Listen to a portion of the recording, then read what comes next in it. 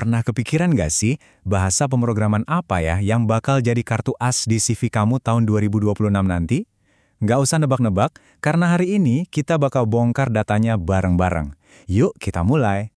Nah, ini bukan pertanyaan biasa loh. Ini tuh soal titik awal karir kamu.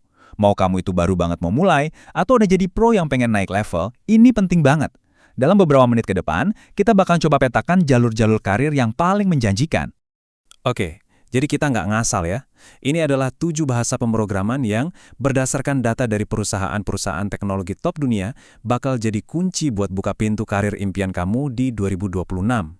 Kita bakal kupas satu persatu, jadi simak baik-baik. Oke, kita mulai dari dunia yang paling dekat sama kita setiap hari, web.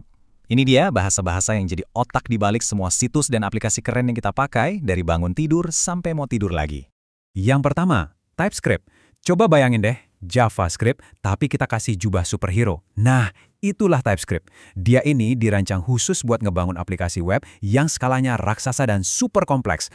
Terus, kenapa sih perusahaan segede Slack dan Airbnb sampai pindah ke TypeScript? Jawabannya simple banget, stabilitas. Jadi, dengan nambahin aturan yang lebih ketat ke JavaScript, mereka bisa ngurangin bug secara drastis.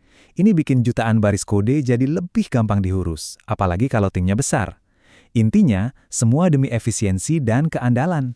Selanjutnya ada sang juara serba bisa, Python. Kalau bahasa pemrograman itu ibarat perkakas, nah Python ini kayak pisau lipar Swiss. Bisa dipakai buat apa aja, dan hasilnya selalu bagus. Cuma dengan satu bahasa ini, kamu bisa bikin web, nganalisis data, bahkan nyemplung ke dunia AI. Fleksibilitasnya ini yang bikin Python populer banget. Plus, komunitasnya itu gede banget dan selalu siap bantu. Nggak heran kan kalau Python ini jadi bahasa yang paling sering disaranin buat pemula. Coba deh kita lihat pembagiannya ini. Penggunaannya itu merata banget antara web, data science, dan AI. Artinya apa? Artinya, dengan nguasain satu bahasa aja, kamu udah buka pintu ke 3 bidang karir yang lagi panas-panasnya saat ini. Keren banget kan? Nah, sekarang kita bahas bahasa yang mungkin sering diremehin, dibilang kuno, padahal diam-diam dia ini masih jadi rajanya internet loh. Yap, ini dia, PHP. Jangan pernah anggap remeh veteran yang satu ini. PHP yang sekarang itu udah berevolusi total, beda banget sama yang dulu. Berkat kayak framework modern kayak Laravel, PHP sekarang jadi pilihan yang cepat, aman, dan efisien banget buat bikin aplikasi bisnis yang rumit. Makanya dia tetap jadi tulang punggung jutaan website di seluruh dunia.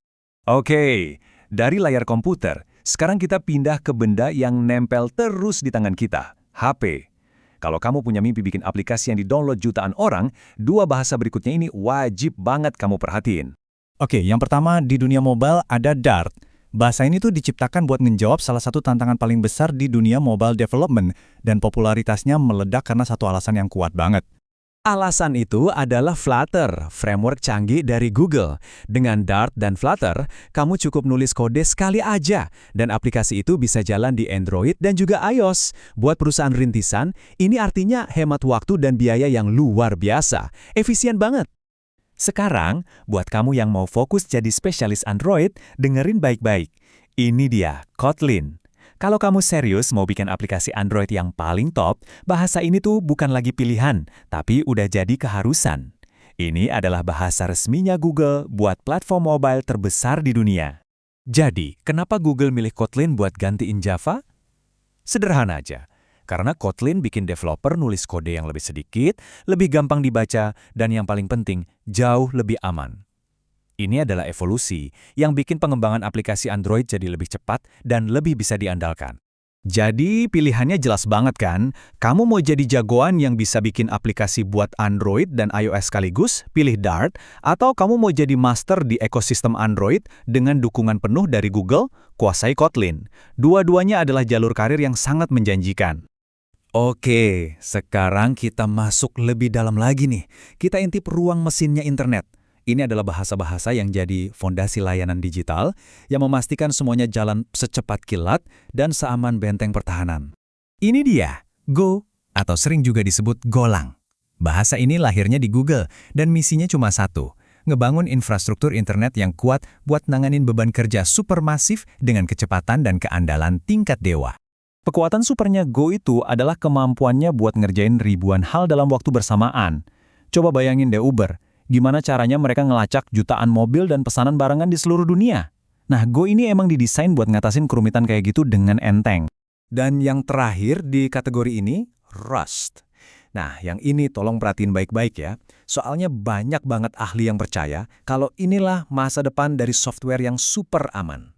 Apa sih yang bikin RAS ini spesial banget? Gini, RAS itu punya sistem keamanan bawaan yang bisa mencegah jenis-jenis bug paling berbahaya yang sering banget jadi celah keamanan. Ibaratnya kayak mobil yang didesain anti nabrak. Makanya, RAS dipakai buat bikin sistem yang benar-benar nggak boleh gagal. Oke, sebelum kita tutup, ada 2 fondasi nih yang jujur aja wajib banget dikuasai sama hampir semua developer, nggak peduli nanti spesialisasinya apa. Anggap aja ini tiket masuknya. Pertama, Java. Walaupun banyak bahasa baru muncul, Java itu tetap pilar utama yang ngajarin prinsip-prinsip dasar rekayasa perangkat lunak yang solid.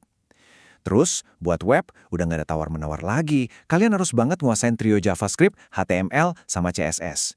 Ini tuh ibarat alfabetnya dunia web. Ngerti fondasi ini bakal bikin kamu relevan kapanpun. Web modern, aplikasi mobile, atau infrastruktur yang super aman. Petanya udah jelas di depan mata. Sekarang, pertanyaannya balik lagi ke kamu.